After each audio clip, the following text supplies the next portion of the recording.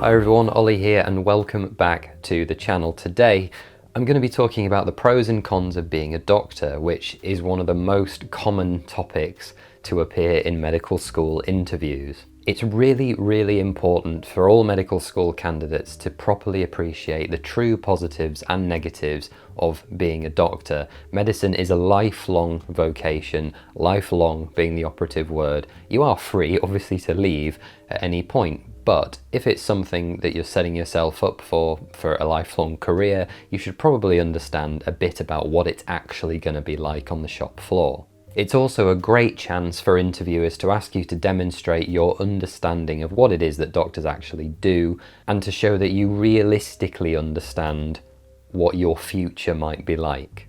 Now, everything that I'm about to say is based on my own experience as a medical student, kind of working in hospitals in the West Midlands in the NHS. I'm certainly not a doctor. There's a couple of years left of study until I am, fingers crossed. But having seen both the preclinical and clinical sides of medical school, I think I'm in a reasonable position to give you some talking points and the sorts of things you can think about. So let's start with the pros. I think the positives are the easier side of this argument to make, because a lot of these elements will overlap with the reasons why people actually want to go to medical school in the first place. So let's just talk about using science and the application of science to care for people, which combines a lot of the more cliched answers into why people want to become doctors into one talking point.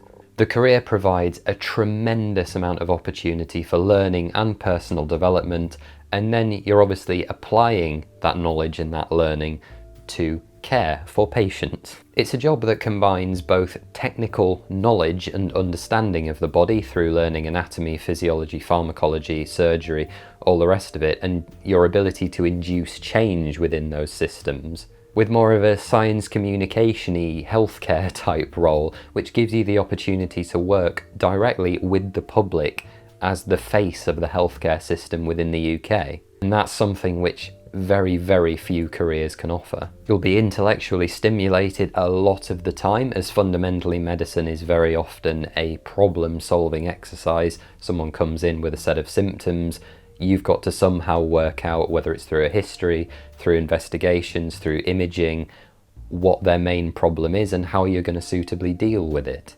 It's also immensely variable because humans are involved, and humans make a lot of very questionable decisions a lot of the time.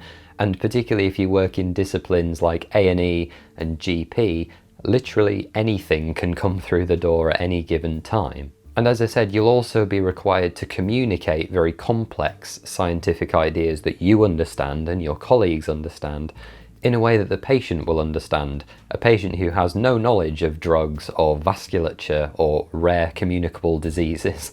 And this is an aspect that I personally really enjoy when talking to patients, because it makes me think. And it's something I'm really determined to get right, because what I say to them will fuel a very significant chunk of their understanding of their condition.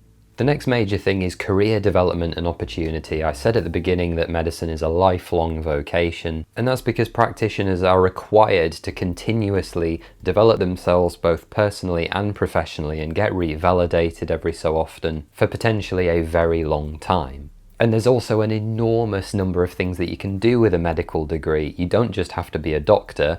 Let's say you do decide to be a doctor. There are endless specialties within medicine itself. You could be a GP, you could be a psychiatrist, a heart surgeon, a pediatrician. There are many branches of medicine, but you don't even have to work within medicine. You can go and teach at a medical school and never see another patient in your life. You can go and consult for a pharmaceutical company. You can form your own company doing medical education or medical consulting, or go and work for the BBC or something as a medical consultant, or make your own TV series. There's just an insane number of things you can do. And that's not to mention research and academia, go and become a professor of orthopedics somewhere. The next thing is that it's a well-respected and pretty stable career. I mean, I think, let's be real about this, doctors are still respected, for better or worse, by members of society. Your grandmother, when she sat with her friends at bingo, is still going to be telling all her friends that are there with her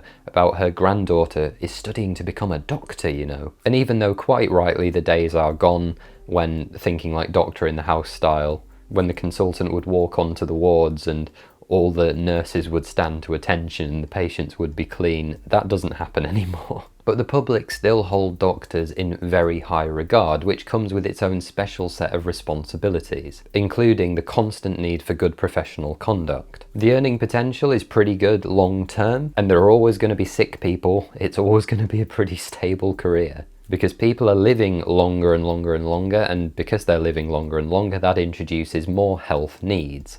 Yes, we're probably going to keep becoming more specialised in terms of how healthcare is provided, but you're never going to be out of a job. The next thing is kind of gratification and satisfaction. One of the most important things for me in whatever career I end up in is that I want to be able to come home at the end of the day satisfied that what I've done is important and has made a difference to someone somewhere. Whether that's actually true or not, I think the key thing is that I believe it, because that's what's going to keep me going. And while I fully appreciate that most of the kind of day-to-day roles of a doctor are going to be humdrum, similar cases, particularly as a specialist, I do know, both from my own experience as a student and talking to doctors, that there are just occasional experiences that they have where they're incredible for one reason or another, and they really stick with them and provide immense amounts of gratification.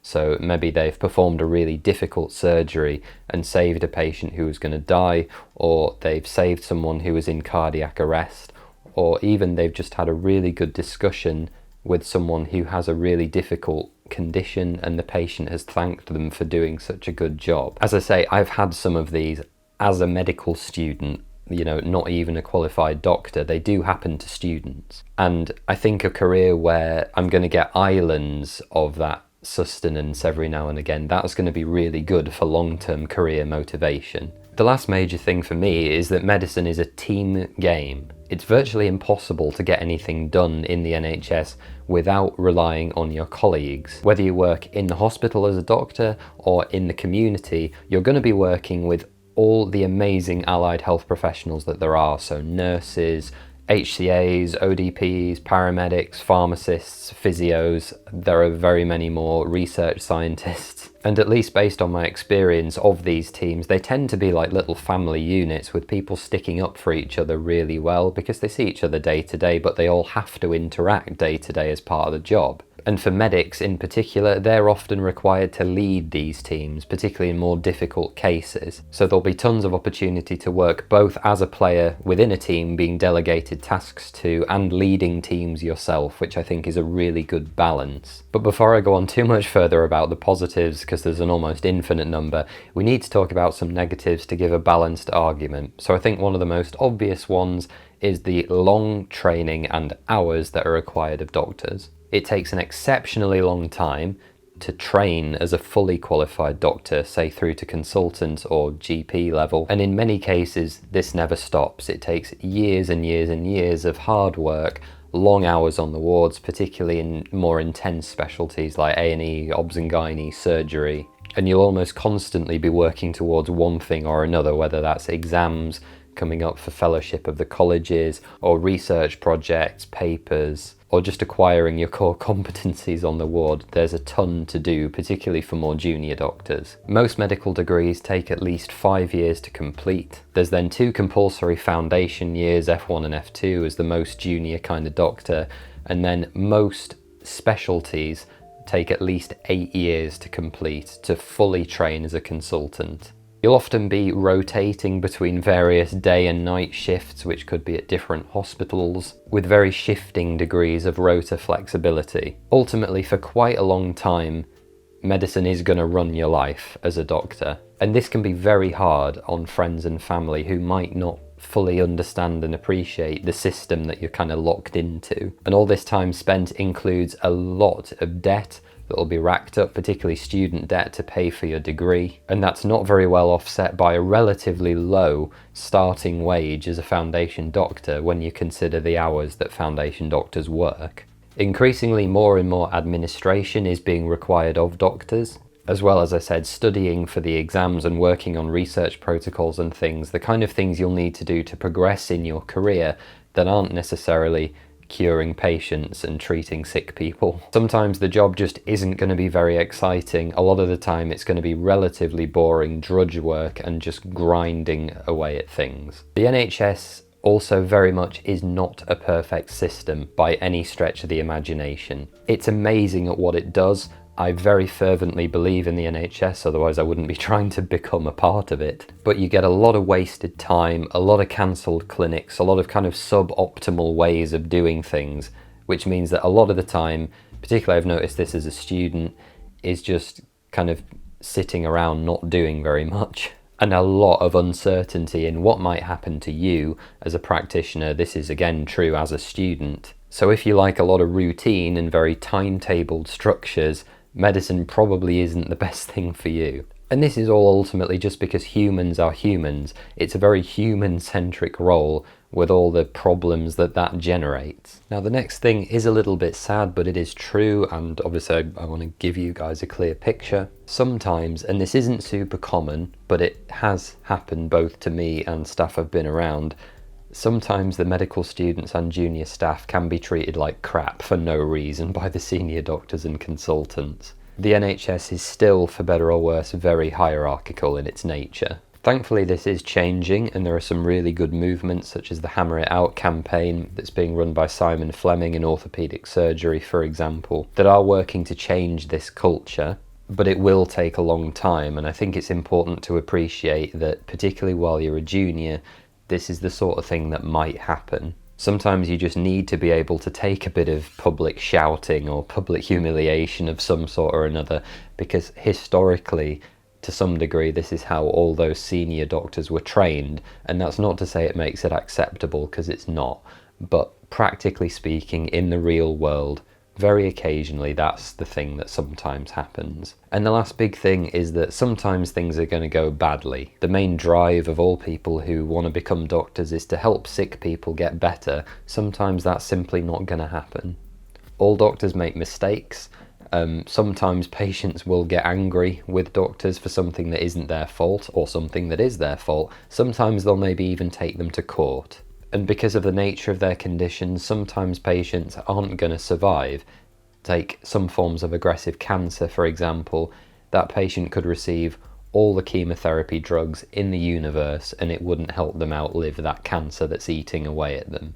And that's if they want to receive that care at all, which not all patients will want to, and that's something you have to be able to deal with as well. Patients don't always behave in the way that A, you expect they will, or B, the way you want them to. Ultimately, a lot of cases can feel extremely sad and very hopeless, because often they are, but that's just the reality of the system. And I think this kind of emotionally draining nature of the work is both a pro and a con, because you get to be there for that, but at the same time, that's going to take its toll on you eventually. And I think this is again coming back to why self-care is so important, because you have to be able to deal with it somehow. So thanks very much for watching, guys. We've just talked through some of the pros and cons of the medical profession. Thank you very much for watching. Please be sure to hit that like button, subscribe to the channel if you'd like to see more. Have I missed anything that you've thought of? Let me know in the comments down below. You can find me on social media at PostGradMedic. I'd love to see you there. Take care, and I'll see you next time.